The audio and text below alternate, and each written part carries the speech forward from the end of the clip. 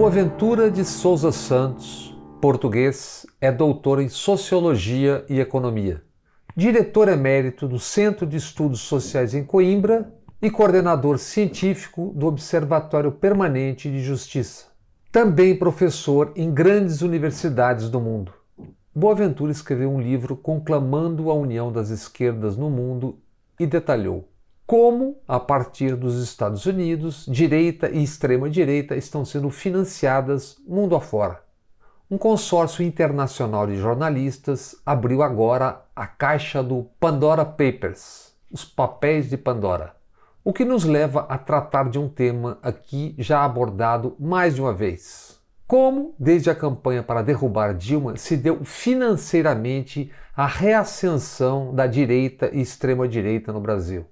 E não apenas no Brasil. O escândalo Pandora Papers, que a midiona verde e amarela finge não ver, foi além.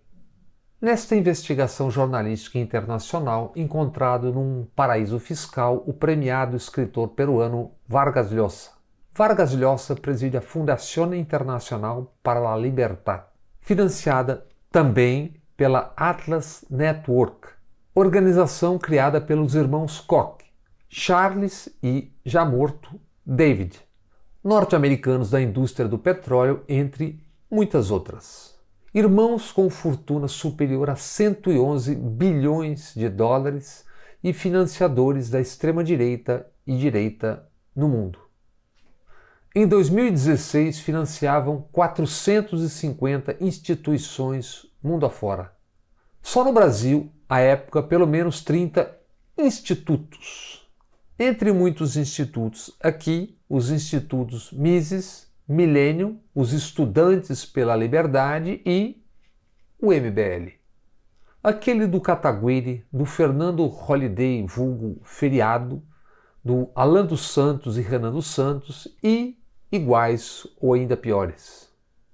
Atlas Network, a organização ultracapitalista que até há pouco propagava seu tema comunismo ou liberdade.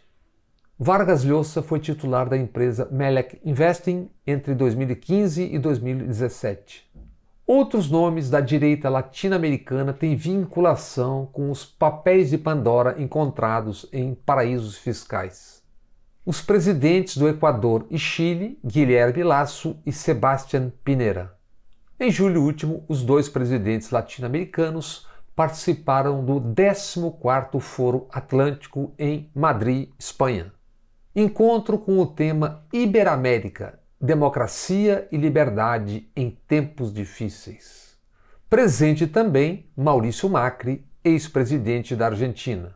Macri, acusado de enviar armas para o golpe contra Evo Morales na Bolívia, quando ele, Macri, era presidente da Argentina. Gente de bem. Os papéis de Pandora aparecem exatamente quando a Atlas Network faz campanha para mudar a imagem. Transformar a imagem de agência lobista das direitas para uma organização com preocupações sociais.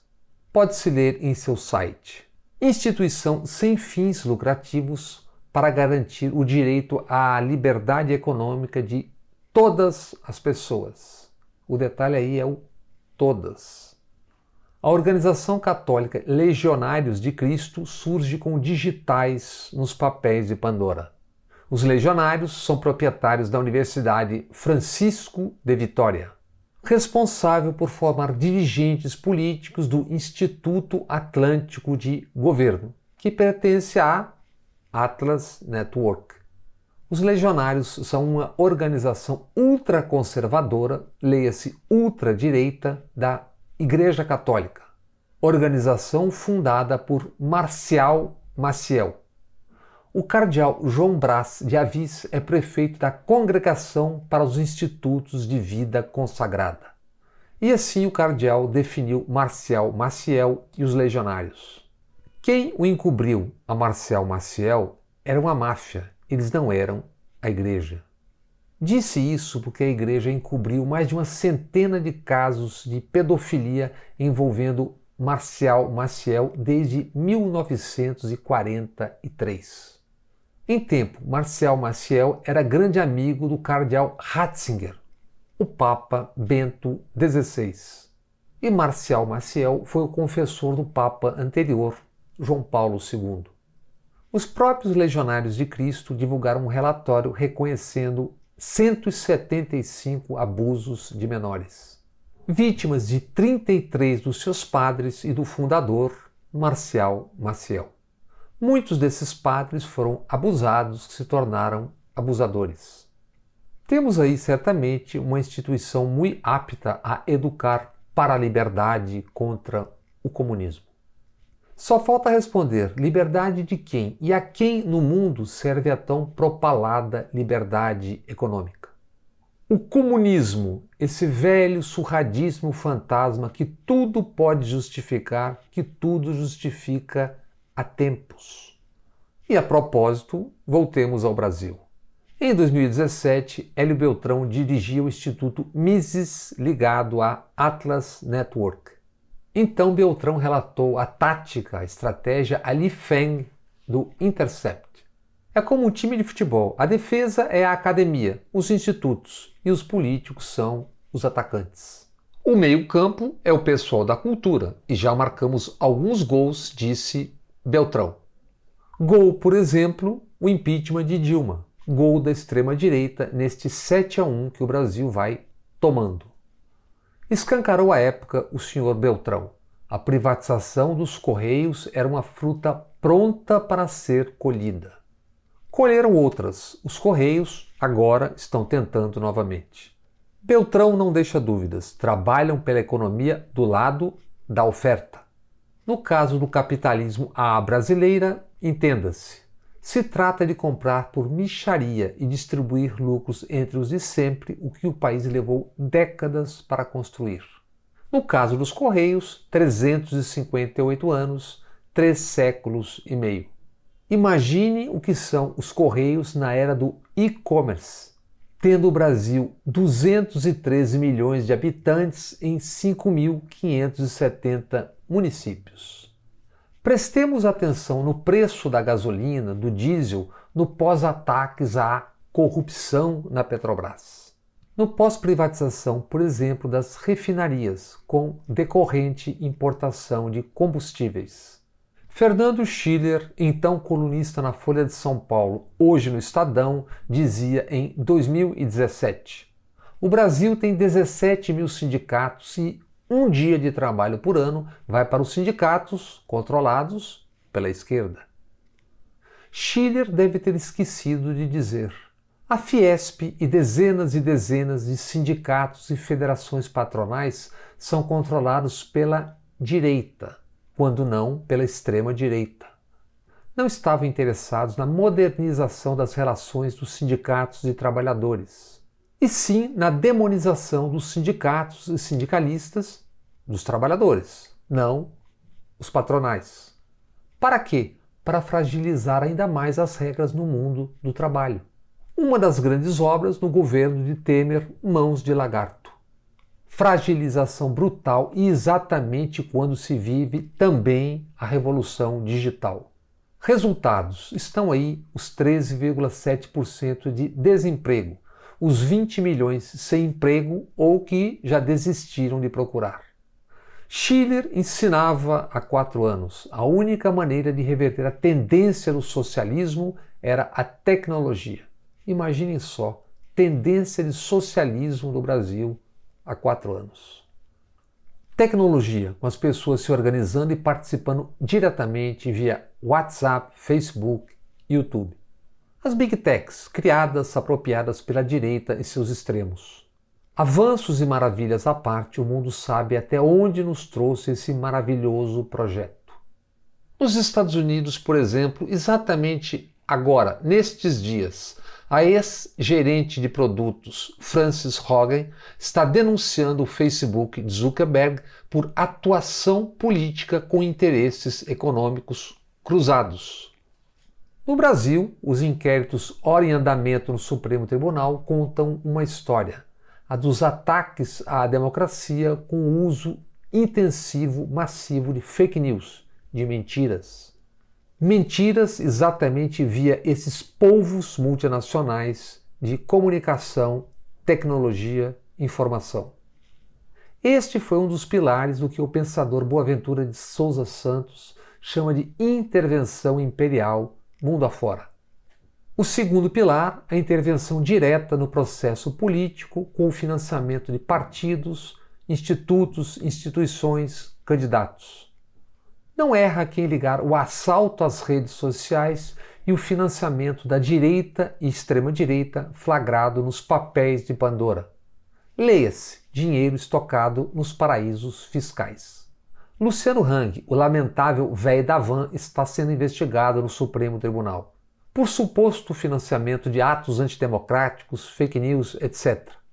E na CPI da Covid, porque teria ajudado ao tal gabinete paralelo. O gabinete que, com Bolsonaro, incentivou o uso de drogas ineficazes contra a Covid. Também investigados os empresários Otávio Facuri e Marcos Belízia, assim como Alan dos Santos e Caqueirada, incluindo deputados e deputadas. Entre eles e elas, Bia Kicis, Carla Zambelli, Oswaldo Eustáquio, Daniel Silveira e similares. O terceiro pilar da intervenção imperial, define Boaventura de Souza Santos, é a intervenção no sistema judicial. E nisso nada pode ser mais claro, mais solar do que a atuação de Sérgio Moro, Dallagnol e Lava Jato. Lava Jato que operou escorada pelos norte-americanos, FBI, Departamento de Estado, CIA, etc. Resultados conhecidíssimos, a começar pela quebra da indústria pesada brasileira. Informa o Diese, foram perdidos 4.400.000 empregos diretos e indiretos. Segundo o Diese, outra consequência, o Brasil deixou de arrecadar 47 bilhões e 400 milhões. E mais, perdeu 172 bilhões e 200 milhões de reais em investimentos. Mas, sem problemas, a 24 de janeiro de 2018, o TRF4 confirmou a condenação de Lula, que assim ficaria e ficou fora da disputa presidencial, com a notícia salto na Bolsa de Valores do Ibovespa. 5,3% de alta e euforia de mercado. O resto é a história que tão bem conhecemos porque estamos vivendo na pele. Quase 600 mil mortos num genocídio, um dos frutos tétricos disso tudo. 19 milhões com fome, 116 milhões sem saber o que terão para comer até o fim do mês. E pagando por ossos e pés de galinha. E não esqueçamos os ataques e contaminação das chamadas instituições. E como estão atores dos três pilares da intervenção imperial descrita por Boaventura de Souza Santos. Estão levando e lavando a jega num país quebrado e desmoralizado mundo afora. E, para não perder o hábito, estão tentando fabricar nas manchetes a qualquer custo um quarto pilar. De olho no futuro, buscam fabricar a tal terceira via. Nesta quinta-feira, por exemplo, assistimos a mais uma refundação da velha arena da ditadura. No caso, com a fusão do DEM com o PSL, num partido chamado União Brasil. Em tempo, nos papéis de Pandora, o Pandora Papers, e em paraísos fiscais, 8 empresários de mídia do Brasil. Paula Marinho, neta de Roberto Marinho, das organizações Globo. Eduardo Sirotsky, da RBS, afiliada da Globo. Família Alzugaray, da revista Isto É, editora 3. Os representantes dessas três famílias informam: as empresas foram legalmente declaradas ao Estado brasileiro.